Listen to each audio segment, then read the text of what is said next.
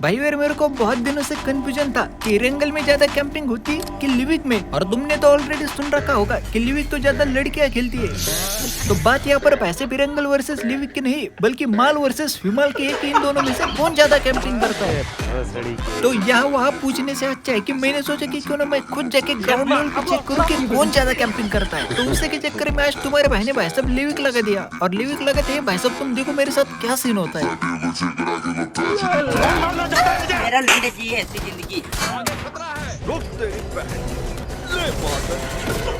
अभी उस पापा की परी की प्रिया को तो भाई साहब मैं लपेट देता हूँ, लेकिन जैसे इस वाले घर पे रेस करा भाई साहब तुम देखना यहाँ पे कितनी भयंकर वाली कैंपिंग चल रही है।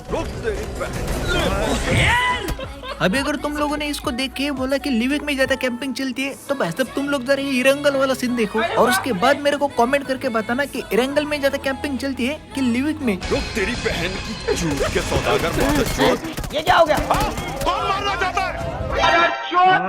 পোকাচোদা খানকির ছেলে গুদমারানি পোঁদমারানি রেন্ডির ছেলে বিচির বাল গুদের ছাল ফোঙাচোদা বাঞ্চোদ বেশ সামাগি কুত্তাচোদা হাতিচোদা ডায়নোসর চোদা।